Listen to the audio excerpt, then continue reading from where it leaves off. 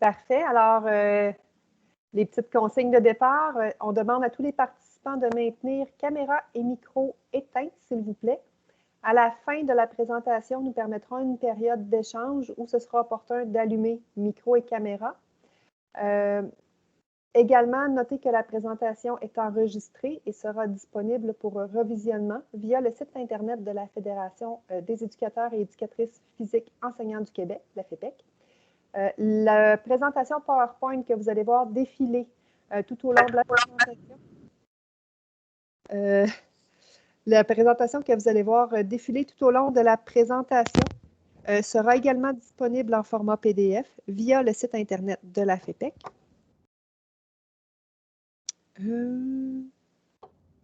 Et avant de débuter, je vais faire les petites présentations.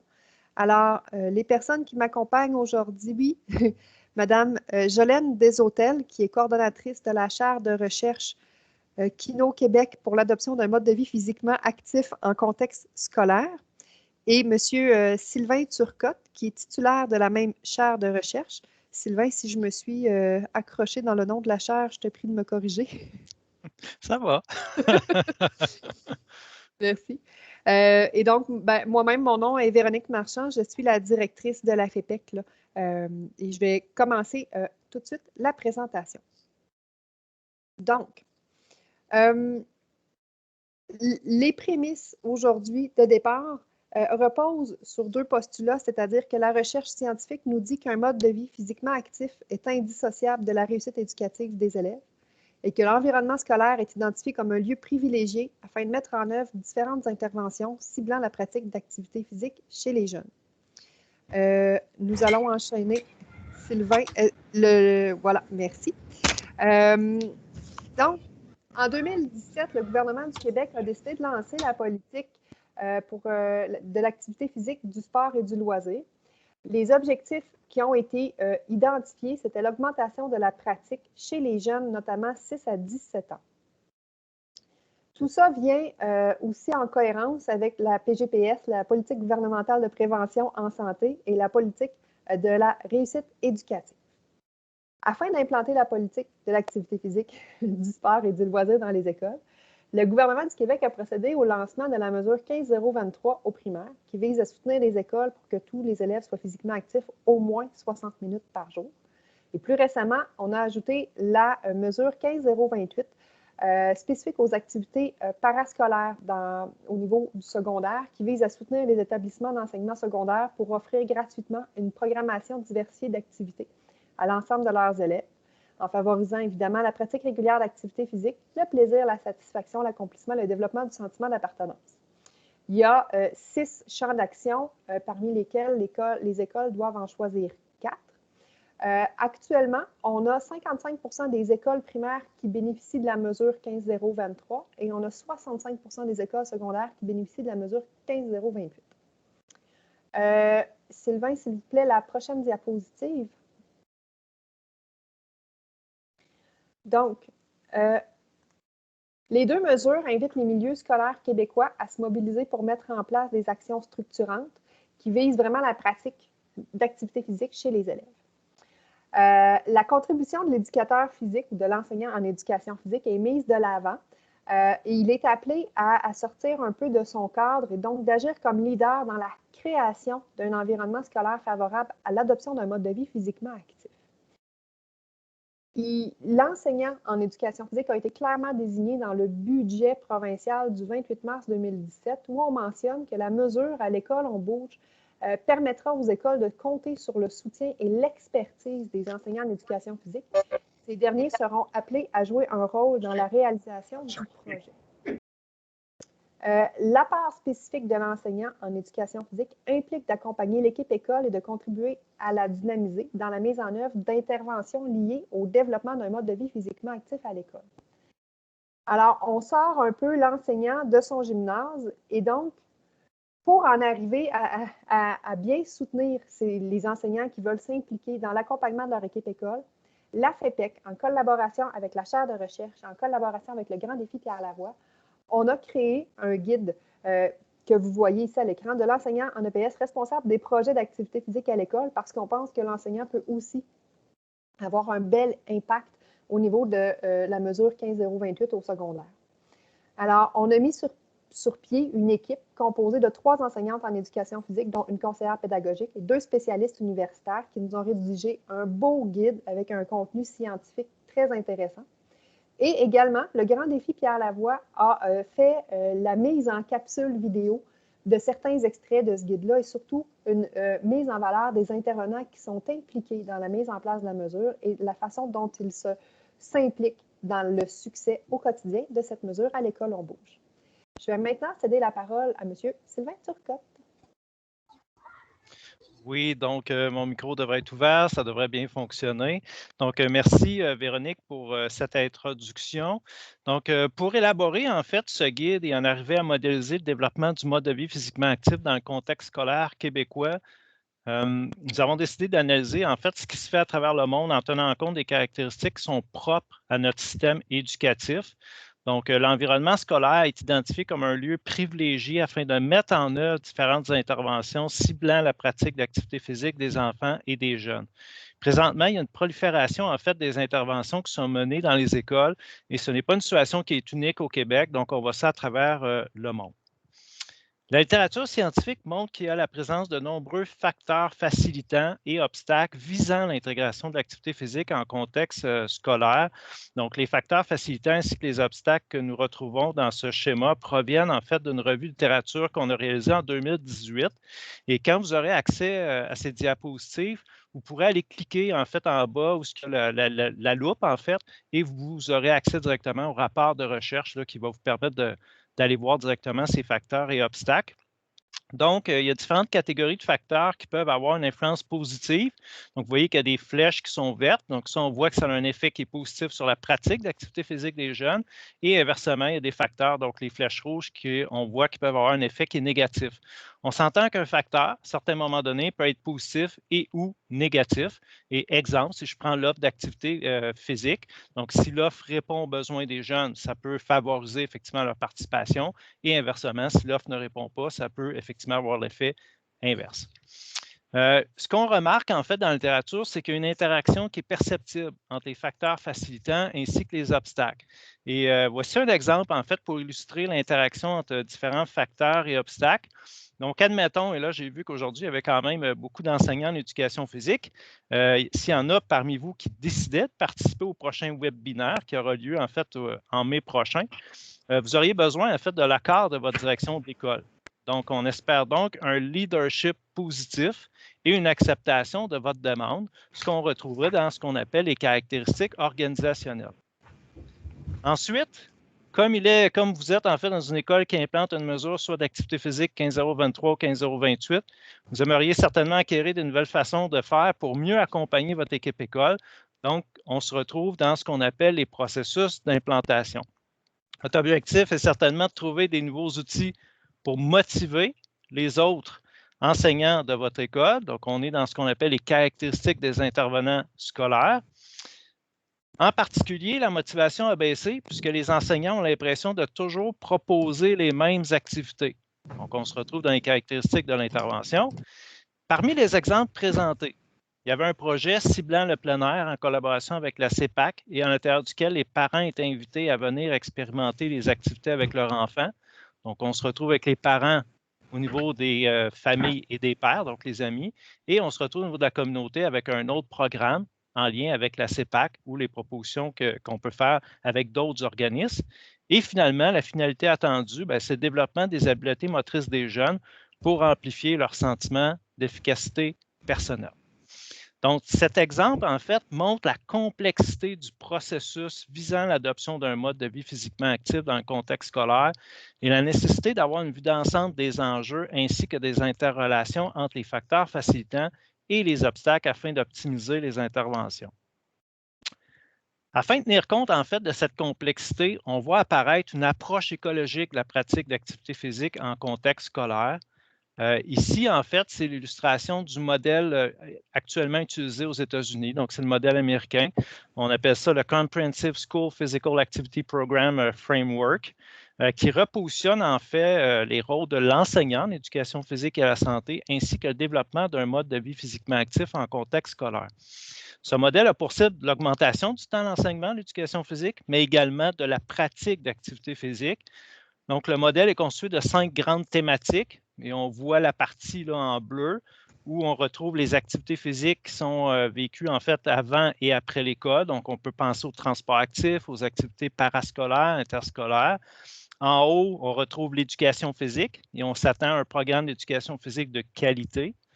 On retrouve à droite l'activité physique durant l'école, donc à différents moments et fait par différents types d'intervenants.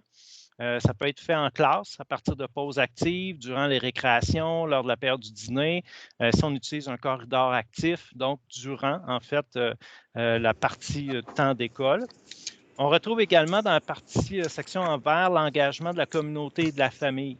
Créer un environnement participatif pour la communauté qui gravite alentour d'école et s'assurer de la participation de tous. Et dernier élément, c'est l'attitude positive. Donc, l'engagement des membres de l'équipe école, engagement concret en participant à certaines activités. Et je pense qu'un des aspects importants, quand on parle souvent de devenir des modèles pour les élèves. Donc, quand on regarde de façon générale, il y a 3 grands principes derrière ce type d'approche quand on parle de l'approche écologique. Premier principe, c'est qu'il y a plusieurs facteurs qui vont venir influencer finalement les comportements. Là, on voit ici différents niveaux en fait qu'on peut retrouver, c'est-à-dire des facteurs qui peuvent être au niveau intrapersonnel. Donc, l'âge de l'enfant, son genre, est-ce que c'est un garçon, est-ce que c'est une fille, ses aptitudes physiques. Il y a aussi le niveau interpersonnel, donc l'interaction de l'enfant avec son cercle social, ses amis, ses parents, des adultes significatifs. Il y a également le niveau organisationnel, donc l'école. Les opportunités de pratique d'activité physique sont proposées à l'école, les infrastructures qu'on va retrouver à l'école, également le niveau d'accessibilité à ces infrastructures. Donc, des fois, on a des belles infrastructures, mais les élèves n'ont pas accès ou inversement, des fois, on n'en a pas d'infrastructure. Donc, ça, c'est ce qu'on va retrouver au niveau organisationnel. Il y a également la communauté. Donc, le quartier de l'école, est-ce que c'est sécuritaire ou non? L'environnement de vie de l'enfant, est-ce qu'il y a des pistes cyclables qui amènent à l'école? Donc, on parlait tout à l'heure de transport actif. Le lien entre l'école et la municipalité. On sait que beaucoup d'écoles vont exploiter ou utiliser les environnements extérieurs là, dans leur quartier. Et pour terminer, le dernier niveau, c'est le niveau de la politique. Et on peut penser à notre programme, en fait, de formation de l'École québécoise, mais également ce que Véronique a présenté tout à l'heure, les 2 mesures d'activité physique, 15.023, 15.028, qui vont venir vers le milieu scolaire pour influencer finalement ce qui va se passer dans les écoles. Donc, ça, c'est le premier, en fait, élément ou premier principe qu'on va retrouver. Deuxième principe, les facteurs que je viens de vous parler, ce qu'on se rend compte, c'est qu'ils interagissent entre eux. Donc, ce n'est pas indépendant, au contraire, c'est vraiment interdépendant. Donc, il faut tenir compte de ces aspects. Et dernier élément, c'est que les interventions qui ciblent plusieurs niveaux obtiennent les meilleurs résultats. Donc, plus on est capable de jouer à l'intérieur de ces types de modèles-là, de l'approche écologique, plus on va avoir un effet qui est favorable. Donc, les 3 dernières diapositives, en fait, montrent de façon assez condensée, rapide, les bases théoriques privilégiées dans l'élaboration de la modélisation qui est présente dans le guide afin de favoriser le développement du mode de vie physiquement actif en contexte scolaire. C'est vraiment une approche écologique dans le but d'intervenir dans une variété d'environnements en tenant compte du plus grand nombre de facteurs facilitants et ou obstacles possibles. Donc, le premier constat, en fait, de la modélisation, c'est la transformation du rôle professionnel de l'enseignant en éducation physique et à la santé. Et vous voyez dans cette diapositive, en fait, le rôle ou premier rôle, c'est le rôle traditionnel, c'est enseigner l'éducation physique et à la santé. Donc, un programme d'éducation physique de qualité, c'est un incontournable dans l'adoption d'un mode de vie physiquement actif. Le deuxième rôle, ce qu'on pourrait appeler, à mon sens, la formalisation du rôle, parce que j'ai l'impression que les enseignants vont se reconnaître à l'intérieur de ce rôle-là, c'est d'être le leader à l'école dans la création d'un environnement actif, en accompagnant ou en soutenant la mise en œuvre de certaines interventions et en collaborant avec les autres intervenants scolaires dans le changement des pratiques professionnelles. Puis vous comprendrez que pour nous, dans le développement qu'on a fait, ce ne sont pas des rôles qui sont distincts, mais bien qu'il y ait une interrelation qui est à créer, on doit viser en fait cette interrelation puisque les 2 pôles sont en lien avec le programme d'enseignement de l'éducation physique et à la santé, doivent servir également d'ancrage aux interventions qui sont mises en œuvre dans les écoles afin de créer un milieu scolaire favorisant le mode de vie physiquement actif. Et cette idée d'ancrage, elle est fondamentale. Et si vous regardez un petit peu la citation qui vient du guide, donc de la page 7, c'est qu'en ce moment, on met beaucoup l'emphase sur le temps en minutes. Donc, on parle beaucoup 60 minutes d'activité physique par jour. La mesure 15h23 aussi, on cible 60 minutes. Mais on ne parle pas beaucoup, je trouve, en ce moment, de la qualité d'intervention. Quelle est l'expérience qui est vécue par l'élève? Et c'est dans cette optique-là que l'arrimage entre les deux rôles devient important pour s'assurer que l'environnement actif qu'on va créer va vraiment favoriser le développement de cet élève-là. Donc, si on regarde au niveau des principes sous-jacents à ces deux rôles, il y en a 4. Le premier, l'enseignant en éducation physique à la santé doit exercer le rôle de leader dans la création d'un environnement favorisant le mode de vie physiquement actif à l'école. Pourquoi? Parce que l'enseignant en éducation physique à la santé est reconnu pour son expertise, ses intérêts et son expérience dans le domaine de l'activité physique en contexte scolaire. On retrouve un enseignant en éducation physique à la santé dans l'ensemble des écoles du Québec, que ce soit au primaire, secondaire, c'est le spécialiste du mouvement humain à l'école. Deuxième principe, un programme d'éducation physique et à la santé de qualité représente l'ancrage essentiel sur lequel doivent reposer les interventions réalisées dans les écoles afin de consolider, réinvestir ou orienter le développement des élèves. Pourquoi? Mais bien, un programme d'éducation physique et à la santé de qualité est un facteur qui est déterminant pour l'adoption d'un mode de vie physiquement actif puisqu'il permet de véritablement développer les capacités motrices des élèves. L'enseignant d'éducation physique et à la santé est le plus efficace pour outiller les élèves à l'apprentissage de la littératie physique. Il devient donc une ressource qui est indispensable afin d'optimiser le développement des élèves. Troisième principe, il est nécessaire de maximiser les opportunités offertes aux élèves pendant l'école, avant et après l'école, ainsi qu'en APS, et exploiter l'environnement bâti. Pourquoi? Bien, les conditions actuelles ne permettent pas de répondre favorablement aux directives canadiennes en matière de mouvement sous 24 heures pour les enfants et les jeunes de 5 à 17 ans, soit d'accumuler au moins 60 minutes par jour d'activité physique d'intensité moyenne à élevée. Selon le régime pédagogique, les élèves du primaire devraient avoir 120 minutes d'éducation physique à la santé par semaine et les élèves du secondaire 150 minutes par cycle de 9 jours. Dans une étude publiée en 2016, il semble que seulement 68 des écoles primaires et 69 des écoles secondaires québécoises se conforment aux normes ministérielles. Cela montre l'importance de diversifier les opportunités qui sont offertes dans les milieux scolaires. Et finalement, le quatrième et dernier principe, l'enseignant en éducation physique et à la santé doit établir une approche concertée et collaborative avec l'équipe école. Établir des partenariats avec d'autres, c'est essentiel. Pourquoi? Bien, contribuer au maintien ou à l'adoption du mode de vie physiquement actif nécessite de tenir compte des différents environnements, que ce soit à la maison, à l'école, dans la communauté, pouvant avoir un effet sur le comportement des enfants et des jeunes, ainsi que des personnes qui pourraient influencer positivement ce comportement. À titre d'exemple, il y en a probablement d'entre vous qui avez participé à l'étude de mes collègues Félix Berrigan et Jean-Philippe Ayotte-Baudet sur l'utilisation du plein air en temps de pandémie. Donc, ce que les données montrent, c'est que 89 des personnes enseignantes titulaires ou des intervenants en adaptation scolaire du primaire estiment que les élèves sont que rarement ou parfois en position sédentaire lorsqu'ils enseignent des activités pédagogiques à l'extérieur de leur classe et à l'extérieur de l'école, ce qui favorise effectivement l'activité physique chez les élèves. Donc, c'est quand même un avantage intéressant. On arrive à cette fameuse modélisation donc, qui favorise la création d'un environnement actif à l'école. Donc, cette modélisation est disponible dans le guide. Le guide est sur le site, effectivement, de la FEPEC. Et juste pour vous dire qu'il y en a qui ont probablement la modélisation qui avait été développée lors de la première fois, en fait, que le guide avait été rendu disponible, c'est-à-dire en novembre 2019. Donc, en janvier dernier, on a publié une nouvelle version de la modélisation. Donc, aujourd'hui, on vous présente cette version 2.0, si on peut dire, qui est légèrement différente là, de celle publiée dans la version originale du guide. La modélisation, en fait, des deux rôles, enseigner l'éducation physique et la santé et être le leader à l'école, en fait, est représentée par 4 axes dans ce modèle. Cette représentation schématique, donc, elle a été fortement inspirée par le modèle américain que j'ai présenté quand même rapidement au préalable, ainsi que l'approche écologique, mais ajustée en tenant compte de la présence d'un enseignant d'éducation physique à la santé dans l'ensemble des écoles québécoises et des responsabilités accrues pour cet enseignant depuis l'implantation des mesures qui ont été mises en place. Cette représentation positionne l'enseignant d'éducation physique à la santé ainsi que sa discipline scolaire au centre du développement de l'élève lorsqu'il est question du mode de vie physiquement actif en contexte scolaire.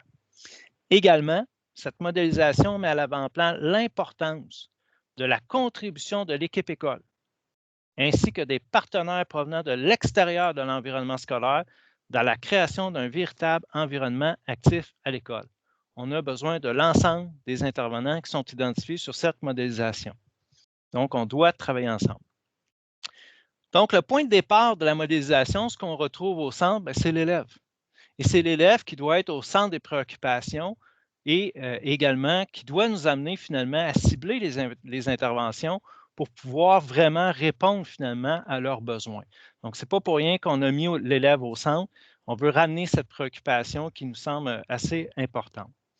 Donc, les 4 axes, le premier axe, c'est effectivement le premier rôle de l'enseignant, c'est l'enseignement de l'éducation physique à la santé. On s'entend, c'est la singularité d'un enseignant en éducation physique à la santé d'enseigner sa discipline. Donc, c'est pour ça qu'on a mis effectivement cet aspect-là d'un point de vue central en étant l'axe numéro 1. Les exemples qui sont en fait dans ce que vous voyez dans le descriptif ou le rectangle, ce sont quelques exemples. On s'entend que c'est beaucoup plus complexe que ça, la tâche et le rôle de l'enseignant en éducation physique et à la santé, mais ça permet au moins d'identifier certains éléments. Donc, l'enseignant en éducation physique et à la santé permet aux élèves d'accroître leur habileté motrice, conditions physiques, capacité d'interaction. Il y a des aspects aussi socio-affectifs. Donc, acquérir les compétences qui permettent aussi l'adoption d'un mode de vie actif.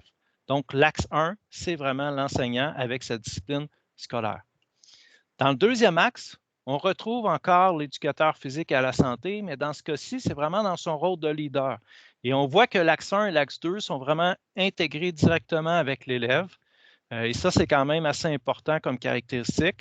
L'objectif, c'est de développer et coordonner des interventions en activité physique à l'école, participer aux réflexions et aux changements, afin de créer un environnement scolaire favorable à l'adoption d'un mode de vie physiquement actif. Donc, on voit vraiment les 2 rôles de l'enseignant en éducation physique et à la santé qui sont représentés dans les 2 premiers axes. Le troisième axe, c'est l'arrimage entre l'éducation physique et à la santé et les interventions qui sont menées à l'école. Et vous voyez peut-être à l'intérieur du modèle, on a accentué les flèches là, qui descendent vers le bas. Et au niveau de l'axe 3, on parle d'arrimage et on parle de consolidation. Et c'est le travail qui est fait en collaboration avec l'équipe école. Donc, s'assurer que le programme, oui, d'éducation physique et à la santé serve d'ancrage dans la mise en place des interventions d'activité physique dans l'école, mais aussi permettre aux élèves de consolider leur apprentissage qui sont réalisés dans les cours d'éducation physique, mais qui peuvent également transcender les cours et là s'intégrer, que ce soit à l'intérieur des pauses actives, du développement qui est fait d'un corridor actif ou autres types d'activités ou interventions qui sont menées à l'école. Donc, l'objectif, c'est vraiment de favoriser l'arrimage et favoriser la consolidation.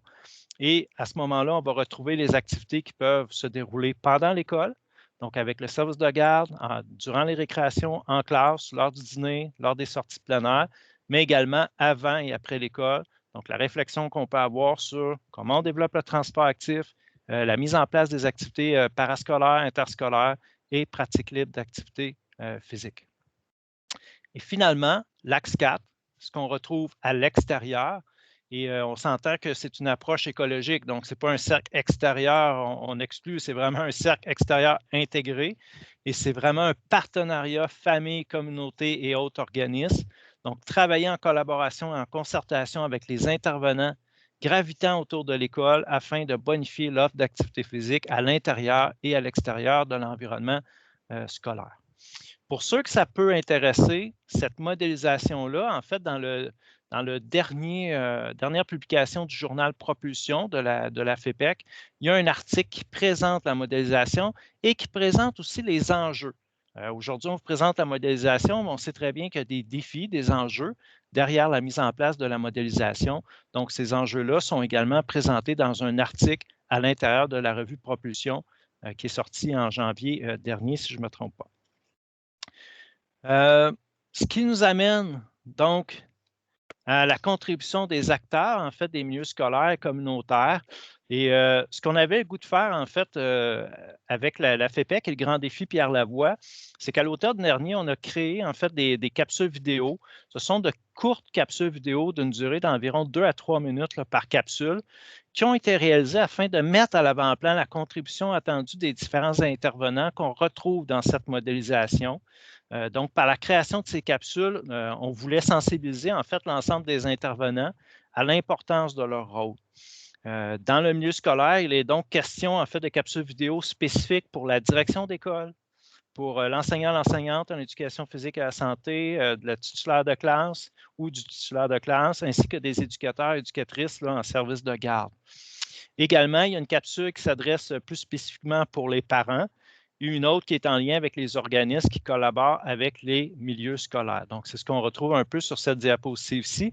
Et quand vous aurez en fait accès à ces diapositives, soit que vous allez directement sur le site de la FEPEC pour aller accéder en fait directement aux capsules vidéo, ou vous pourrez aussi cliquer sur l'image ou l'icône jouer sur les écrans pour pouvoir avoir accès à la page web directement de ces capsules vidéo. Donc, ce qui nous amène à la conclusion. Et en fait, dans ce webinaire, il a été question d'une modélisation du développement du mode de vie physiquement actif en contexte scolaire, où l'enseignant en éducation physique et à la santé est identifié comme le leader. Bien entendu, la mobilisation, l'engagement et le travail concerté sont nécessaires pour mettre en place des interventions qui perdurent dans le temps, qui augmentent le niveau d'activité physique des élèves et qui favorisent l'adoption et le maintien d'un mode de vie physiquement actif. Le défi actuel est de rendre cette modélisation opérationnelle pour optimiser la création d'un environnement scolaire qui est favorable à l'adoption d'un mode de vie physiquement actif à long terme chez l'élève. Comment on va faire? Bien, en fait, il y a différentes autres actions qui sont prévues et qui s'en viennent. Donc, pour le moment, il est prévu de partager à l'ensemble des écoles primaires des infographies qui vont permettre d'illustrer en fait la mise en œuvre de cette modélisation et du rôle attendu de l'ensemble des intervenants qui sont impliqués. Je vous dirais que concernant ces infographies, il y a aussi une stratégie développementale qui est en réflexion pour le secondaire. Donc, on est en action pour le primaire. Là. Les infographies devraient être prêtes vers la mi-avril. Et les écoles primaires devraient recevoir ces infographies avec le matériel en lien avec le mois de l'éducation physique et la santé et du plein air, donc vers la mi-avril. Et secondaire, on est en réflexion sur le développement, en fait, de certaines infographies aussi pour mettre à l'avant-plan la modélisation. Deuxième élément, c'est la formation continue. Il y aura un webinaire 2 qui est prévu spécifiquement pour faire de la formation continue. Donc, il y aura une offre qui va vous être faite à ce sujet. Et je vais donc laisser Jolène Deshôtels présenter cette offre avant de peut-être passer à la période d'échange et de discussion. Oui, merci Sylvain. Donc, brièvement, je vais vous présenter les différents objectifs en lien avec le webinaire 2 ainsi que quelques éléments en lien avec le contenu aussi. Donc, le webinaire 2, en fait, va avoir pour mission de permettre aux intervenants de mieux collaborer, de mieux accompagner leur équipe école dans la mise en œuvre d'un mode de vie physiquement actif dans le milieu scolaire. Plus précisément, en fait, ce webinaire-là, le webinaire 2, va avoir pour objectif de soutenir les enseignants en éducation physique et à la santé ou tout autre intervenant qui désire contribuer à la création d'un mode de vie physiquement actif à l'école dans leur rôle de leader puis d'accompagnateur de l'équipe école. Ce grand objectif a pour but de mettre en place tout d'abord une démarche qui vise à favoriser la responsabilisation des intervenants de l'équipe école afin de les rendre autonomes dans la mise en œuvre de leurs interventions. Puis, a aussi pour but de mettre en place une démarche qui permet de garder des traces afin de favoriser la pérennité, c'est-à-dire la durée des interventions dans le temps. Le but du webinaire va aussi d'être de vous donner des moyens pour favoriser la collaboration des intervenants et bien sûr l'engagement de l'équipe école. Donc, pour parvenir à atteindre ces objectifs, différents thèmes vont être abordés tout au long du prochain webinaire. Donc, quel sera le contenu du webinaire pour parvenir à atteindre ces objectifs? Donc, tout d'abord, en fait, on va voir comment on va vous donner différents moyens, différents outils pour vous aider à démarrer efficacement des interventions d'activité physique à l'école. On va aussi voir comment vous donner différents moyens pour être en mesure de cibler les besoins de son équipe école et aussi des élèves pour optimiser leur engagement et leur motivation. On va aussi voir comment mobiliser efficacement puis stratégiquement son équipe école afin d'assurer une saine et une efficace collaboration avec vos collègues. On va aussi voir comment identifier, faire face et même vous donner des moyens pour prévenir des défis de l'accompagnement que vous pourriez rencontrer dans votre démarche. Puis finalement, on va aussi voir comment on va vous présenter en fait différentes stratégies pour favoriser la pérennisation des interventions d'activité physique dans votre école. Le webinaire 2 va se donner en fait sous la même formule que le webinaire d'aujourd'hui. Donc, ce sera un webinaire qui va être présenté via la plateforme Teams. Donc, le 18 mai 2021, de 11h45 à 12h45. J'entends en écho, oui. Donc, voilà, lancez le message à vos collègues dans les écoles. On espère vous retrouver en grand nombre. Donc, c'est un rendez-vous qu'on vous donne. Merci beaucoup. Et place à la période de questions. Sylvain, je ne sais pas si tu es toujours là. Oui. Oui, tout à fait.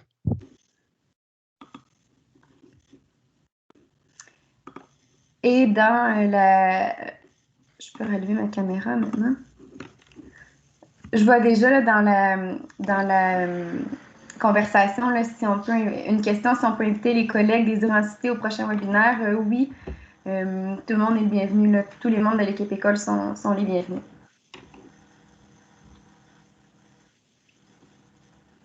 On se fait demander si c'est possible de débuter notre prochain webinaire à midi plutôt qu'à 11h45.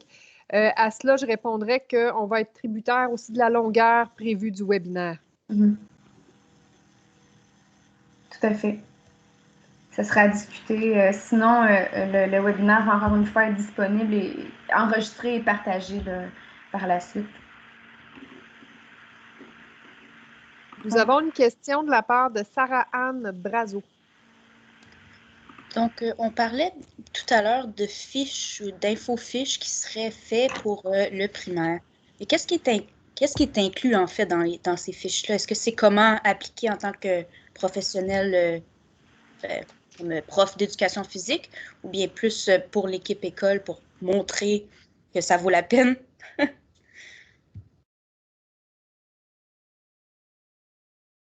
Les deux, en fait. On va avoir vraiment une fiche qui va bien expliquer le modèle. Donc, pourquoi c'est important qu'il y ait un ancrage avec l'enseignant d'éducation physique et la matière éducation physique. Puis, l'autre fiche va vraiment amener une relation des différents acteurs dans l'intégration et le succès de cette mesure-là.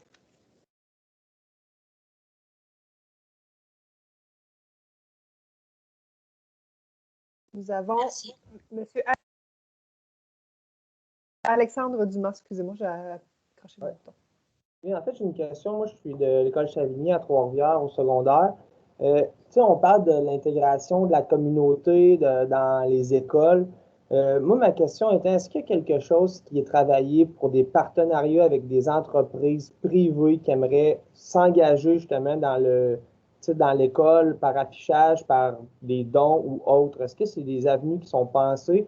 Parce qu'on sait que la mesure 15.028, c'est plus axé sur du matériel qui est périssable. Mais pour l'investissement dans le non périssable, il n'y a pas d'effet, à ce que je sais présentement par rapport à ça. Donc, c'était ma question. Si les entreprises privées, il y a quelque chose qui est travaillé ou qui est pensé pour les inclure dans la communauté, dans les écoles secondaires. Je peux y aller, Sylvain, tu compléteras si jamais je n'ai pas une réponse complète. Donc, au niveau des entreprises privées, bien, au niveau de la mesure 15.028, vous pouvez toujours acheter les services d'une entreprise privée. Il y a des fournisseurs de services qui vont se déplacer dans les écoles pour vraiment venir compléter l'offre de services qu'on n'est pas capable de fournir soit à l'interne ou soit avec les partenaires habituels. Par exemple, je vais donner une idée rapide comme ça. Au niveau de l'hébertisme, si on prend l'idée que nos élèves ont soumis leur intérêt spécifique pour faire un parcours d'hébertisme, bien souvent, on ne dispose pas de ce type de parcours-là dans les écoles. Alors, à ce moment-là, on doit se tourner vers une offre de services complémentaires auprès d'une compagnie privée. Je ne sais pas, Alexandre, si je réponds bien à ta question, ou même si, Sylvain, tu veux compléter un peu l'information. Ben, en fait, moi, je te dirais que je pense que tu es bien enligné, effectivement, Véronique, par rapport à cet aspect-là. L'autre chose qu'il faut faire attention, c'est que l'entreprise privée, c'est que ça dépend de quel type d'entreprise et quel type de financement aussi.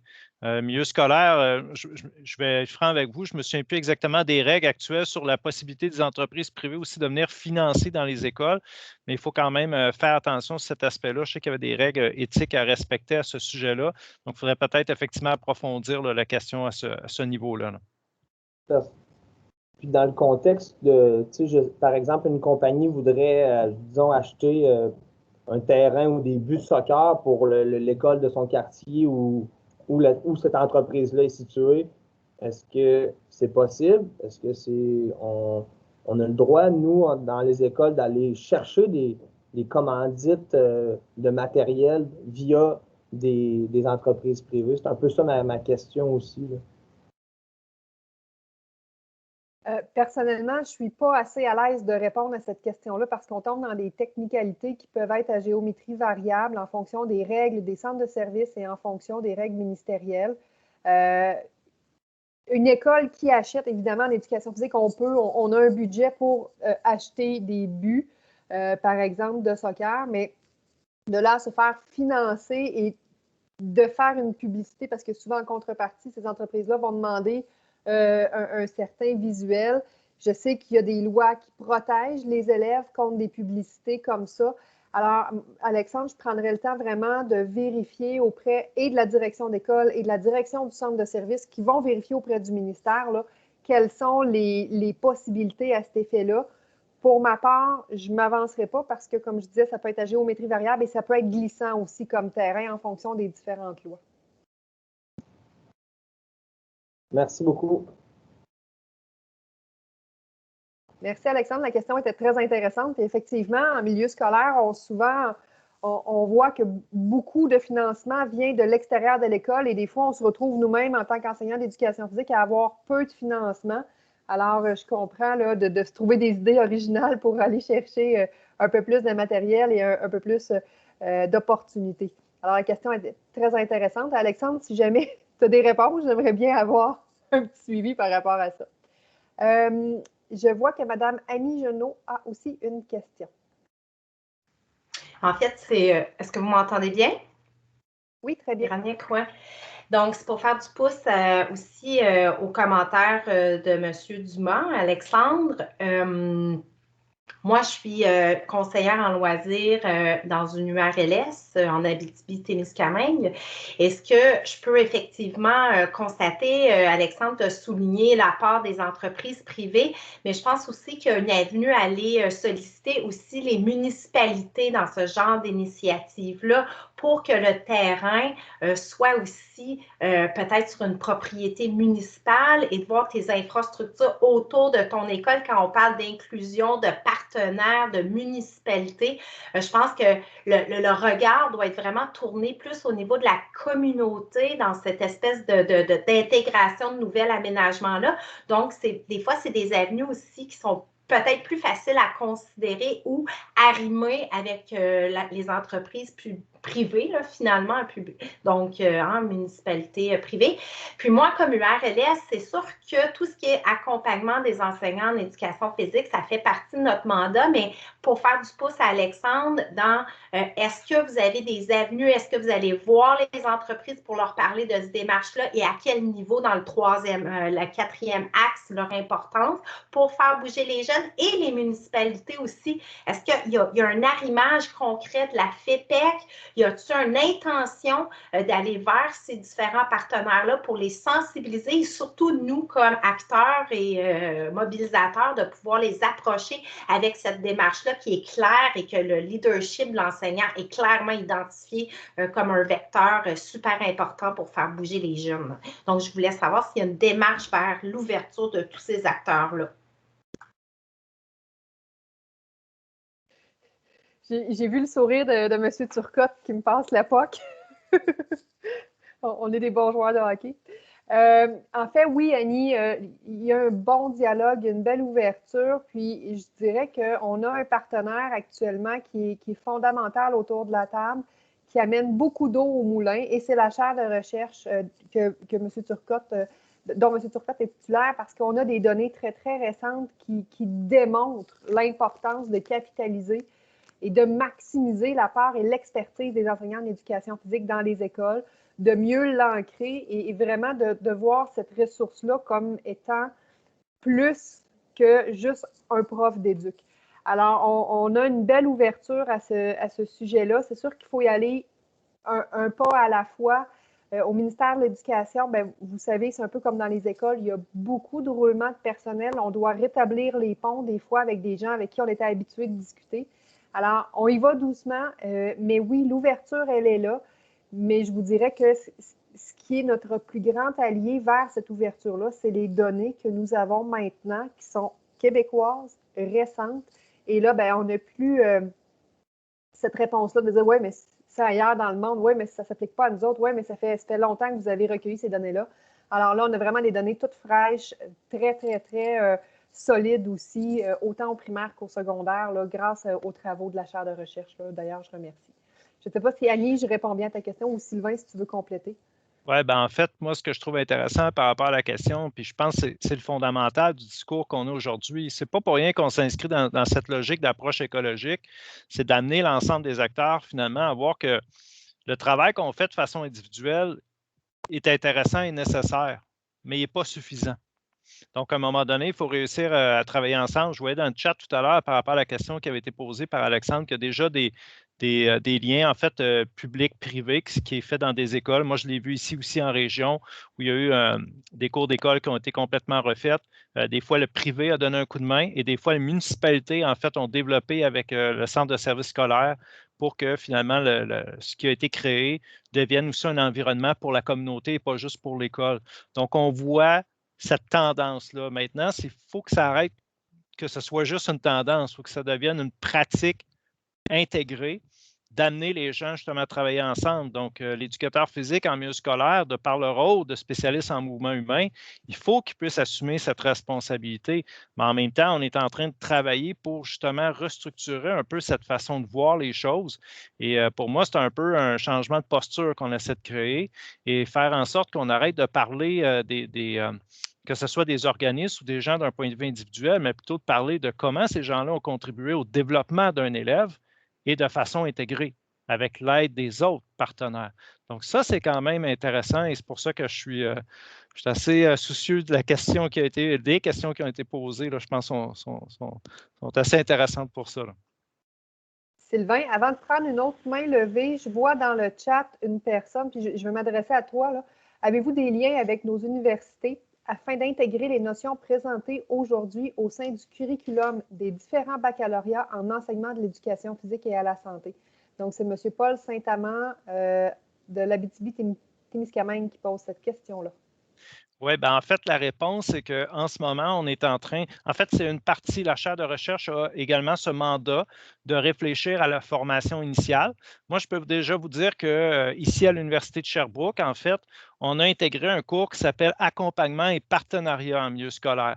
Donc, comment un enseignant en éducation physique peut-il maintenant travailler pour accompagner, travailler avec les autres intervenants de l'école ou de l'extérieur de l'école? Et également, dans ce mandat qu'on a de réfléchir à la formation initiale, nous sommes en préparation d'un comité, je vais dire comme ça, qui sera provincial avec pas juste des universitaires. L'objectif n'est pas uniquement d'avoir les universités avec nous, mais plutôt aussi, et là je le lance quand même, Véronique, on se retrouvera peut-être avec une patate chaude à un moment donné, mais aussi avec des conseillers pédagogiques et des gens du terrain. Parce que pour moi, la formation initiale, c'est un aspect, mais aujourd'hui, on est un peu dans une réflexion de formation continue. Donc, on veut également aller chercher les gens du terrain pour travailler avec les gens du terrain, avec les enseignants et également avec, oui, les universités et les autres programmes pour pouvoir autant travailler et la formation initiale et la formation continue en parallèle. Toujours avant de prendre les mains levées, j'y vais vraiment avec l'ordre dans lequel, l'ordre chronologique dans lequel on reçoit les questions. Là, je vais m'adresser un peu plus à Jolène. Est-ce que la charge lourde des titulaires sera prise en compte dans les moyens proposés lors des prochains webinaires? Je suis super motivée à faire toutes sortes d'activités, mais cela prend beaucoup de temps, ce que nous avons de moins en moins quand la mesure en est à sa 3e année, par exemple.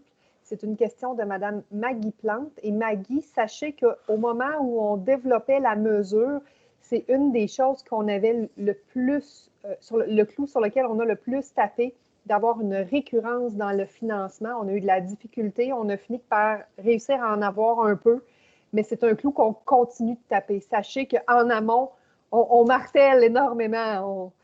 Mais je vais laisser Jolène répondre à votre question plus spécifique. Oui, c'est un aspect qu'on va tenter de tenir compte dans le prochain webinaire, Maggie. C'est un webinaire qui va s'adresser, oui, comme je l'ai mentionné, autant aux enseignants d'éducation physique et à la santé, mais aussi à tous les membres de l'équipe école qui veulent contribuer au mode de vie physiquement actif à l'école. Puis oui, on va tenter d'aborder l'aspect de comment en fait bien collaborer tout le monde ensemble pour diminuer la charge que autant les enseignants d'éducation physique pourraient avoir sur leurs épaules que les titulaires de classe, par exemple. Donc, oui, on va aborder cet aspect-là. Voilà. Si je peux me permettre, en complément d'information pour Maggie, dans l'équipe aussi, parce que quand on va travailler le webinaire 2, on aura aussi des praticiens avec nous. Hein. Ce n'est pas juste les chercheurs là, qui pensent à des théories qui vont être là. On a vraiment nos chercheurs praticiens de terrain et on a une titulaire de classe qui travaille avec nous aussi. Donc, on a quand même une équipe qui est diversifiée et je pense que ça va être intéressant. Puis cette titulaire-là, ben, est quand même bien intégrée dans l'ensemble de nos projets. Puis elle fait partie, entre autres, d'une école qui a intégré un programme d'activité physique au quotidien, en plus d'avoir intégré la mesure 15.023. Donc, c'est quand même intéressant là, de voir ça. Donc, elle fera partie probablement là, de nos intervenants. Merci Sylvain pour le complément d'information. Plaisir. Merci Maggie pour la question. Pour ma part, j'ai très peu de liens avec les titulaires et cette question-là, pour moi, elle est hyper pertinente. Donc, dans mon travail, je vais continuer à amener ce point-là. Merci beaucoup de l'avoir soulevé. Alors, on avait monsieur encore Alexandre Dumas qui avait levé la main. Je ne sais pas si Alexandre, votre question est toujours opportune. Oui, désolé, là, c'est encore moi, mais on peut continuer ce qu'on se dit. C'est, moi, je travaille sur un projet, puis qu'est-ce qui nous bloque, c'est vraiment beaucoup de bureaucratie, puis les idées sont là, mais c'est l'énergie humaine, c'est l'énergie que des fois, je trouve qui n'est pas pris en compte. Puis moi qui est jeune encore dans l'enseignement, ça me fait peur pour la suite des choses de me dire, c'est bien le fun ces projets-là, mais si à chaque fois je suis confronté à ce que je vis présentement, dans 10, 15 ans, ça me tentera peut-être plus, voyant les blocages que je peux avoir. Puis c'est tout du monde qui ont de la bonne volonté. Puis c'est tous des acteurs qui travaillent pour le mieux, mais qu'on est souvent bloqués à gauche et à droite. C'est un peu pour ça que je reviens avec l'entreprise privée, que j'ai des compagnies qui veulent embarquer, mais encore une fois, les balises ne sont pas claires, ne sont pas établies au niveau ministériel pour utiliser de l'argent privé. Puis c'est pas des commandites de Molson, c'est des commandites de compagnies régionales qui veulent le bien des jeunes. Puis souvent, c'est des enfants qui viennent ici. Je pense que moi, c'est quelque chose que je suis prêt à m'embarquer, travailler s'il y a des comités pour ça, parce que je le vis dans ma réalité, puis je pense qu'il y a juste du bon à aller chercher dans ce genre d'arrimage public-privé. C'était mon petit mot, puis ça va être ma dernière question, je ne vous dérangerai pas plus longtemps. Tout le monde. Je peux-tu me permettre, Véronique? Ben, en fait, moi, je trouve ça intéressant, Alexandre, parce que en soi, je pense que tout le monde veut favoriser le développement des jeunes. Ça, on s'entend tous, là, je pense qu'on veut tous travailler pour la bonne raison, c'est favoriser leur développement. En fait, ce que tu soulèves, c'est qu'il y a probablement des enjeux, comme on disait tantôt. Pour moi, la réflexion qu'on doit avoir collectivement, c'est comment on trouve des solutions à ces enjeux. Je voyais dans le chat, il y avait toute une question aussi au niveau des libérations. En fait, pour moi, ce n'est pas juste une question de libération, c'est une question de reconnaissance, en fait, du travail qui est demandé. Ici, on considère, puis je vais le dire comme ça, si les politiciens ont décidé au gouvernement de mettre en place des mesures, bien, je pense qu'il faut aussi réfléchir à quelles sont ces conditions-là qui vont être facilitantes. Des fois, il y a des blocages qui peuvent être plus administratifs. Des fois, c'est des blocages, c'est ça, qui sont plus dans la gestion. Des fois, c'est d'autres types de blocages qu'on peut avoir. Mais je pense que ta réflexion est bonne. Je pense qu'il faut s'asseoir, il faut réfléchir puis trouver ces solutions-là. Et c'est comme ça qu'on va réussir à bien répondre finalement à la commande puis travailler pour le bien et le développement des jeunes. Et je prends le relais. Jean-François L'Italien me volé les mots de la bouche en parlant des techniciens en loisirs qui sont souvent embauchés à titre de coordonnateur là, pour la mesure 15.028. Je ne sais pas, Alexandre, si vous en avez un à votre école, mais c'est à suivre. Puis je vais retenir ton nom, Alexandre, de Trois-Rivières, Alexandre Dumas. Je vais contacter ta conseillère pédagogique pour avoir ton courriel. Mais oui, je pense qu'effectivement, il y a des choses... il y a du fignolage à faire, notamment sur la 15.028, puis les inputs du terrain sont toujours très, très appréciés. J'enchaîne avec, je pense que c'est Annie Genot qui a un complément ou une autre question. Oui, moi aussi, comme Alexandre, je ne veux pas prendre tout le plaidoyer de ce midi, là. Donc, c'est pour faire du pouce encore sur ce que vous avez dit, Alexandre. Puis, j'avais levé même ma main avant, donc il faut croire que, bref, on est dans la même lignée.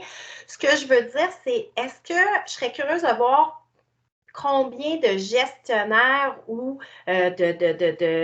d'instances qui ont un pouvoir décisionnel qui sont à la rencontre aujourd'hui. Je trouve votre démarche formidable. Étant kinésiologue de formation, c'est sûr que ça m'interpelle énormément.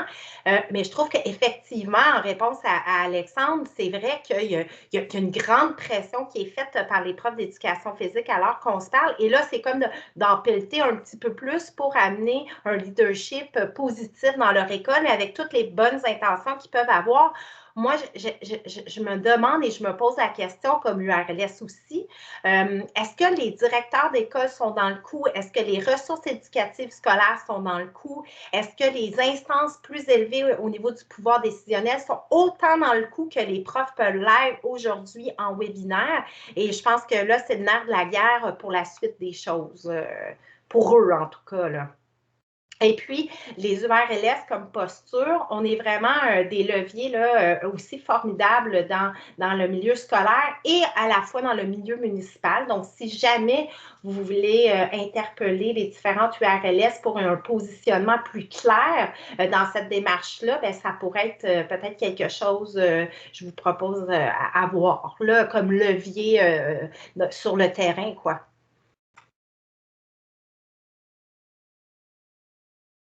Sylvain? Oui, ben en fait, moi, je pense que... Comment je peux dire ça?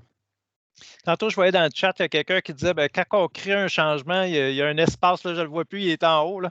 Il y a un espace temporel, ça prend du temps. Je pense qu'effectivement, ça prend du temps pour y arriver. On voit quels sont les enjeux. Est-ce que l'ensemble des gens sont au courant? Je pense en fait, il y a des gens qui sont des ministères aujourd'hui qui sont présents là, à la rencontre. Fait que c'est sûr qu'il y en a qui entendent. Je vois qu'il y a une directrice aussi d'école qui est présente de Pointe-Claire, donc Nathalie Dubois, bienvenue. Je pense qu'en fait, dans l'infographie, je ne sais pas si vous vous souvenez, mais dans l'infographie, tantôt, on identifiait les 6 acteurs qui sont un peu identifiés pour ces infographies-là. La direction d'école est ciblée. C'est pas pour rien. Donc, on cible la direction. On le sait. Quand on entend parler des écoles où ça fonctionne super bien, souvent on entend qu'il y a eu un leadership positif. La direction d'école est engagée, elle soutient les enseignants d'éducation physique ou la mise en place d'interventions en activité physique. Donc, ça, je pense qu'il faut le reconnaître. C'est sûr qu'il faut travailler sur ces aspects-là. Ça, je pense que c'est un incontournable. Donc, moi, ma réponse à ça, c'est on en est conscient.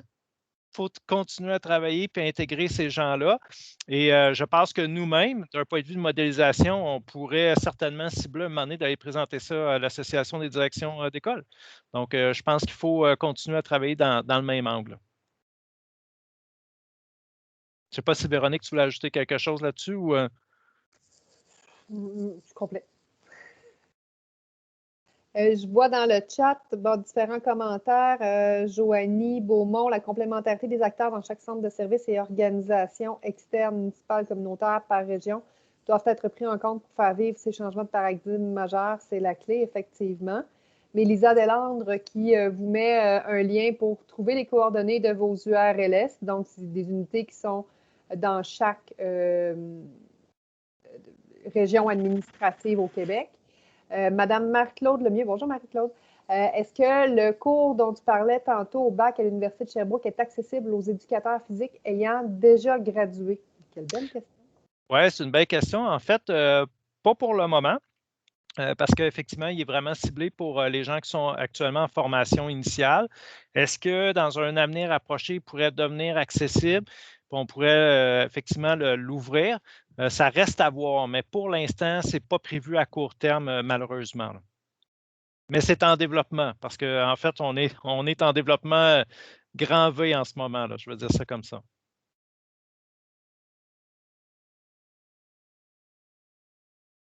Est-ce que le cours en question est accessible dans les formations de deuxième cycle en gestion scolaire? Une autre excellente question. Non, pas encore, mais effectivement, ça pourrait le devenir. Puis c'est pour ça que par rapport au webinaire 2, hein, il y a quand même beaucoup d'éléments qui sont intégrés dans le cadre du cours qui vont être abordés dans le webinaire 2. Et le webinaire 2, Jolène n'en a pas nécessairement parlé tout à l'heure, mais avec une équipe pédagogique, on est aussi en train de travailler sur la construction de capsules vidéo en lien avec chacune de ces thématiques. Donc, il y aura, en dehors du webinaire, il y aura aussi de nouveaux outils pédagogiques qui vont être disponibles sans nécessairement passer par un cours, une formation de deuxième cycle nécessaire. Donc, c'est plutôt l'inverse. On est en train de construire le matériel pour vous le rendre disponible et accessible gratuitement à l'ensemble de la communauté. Donc, ça sera probablement abordé aussi dans le cadre du webinaire 2 parce qu'on devrait avoir avancé nos productions vidéo malgré les difficultés qu'on peut vivre en ce moment. Voilà. Un commentaire dans la discussion. Nathalie est ma directrice adjointe et il est vrai que si la direction n'embarquait pas, c'est très difficile d'avancer dans cette avenue proposée. Monsieur est technicien en loisirs, responsable des sports et il est ciblé dans son école pour piloter la mesure.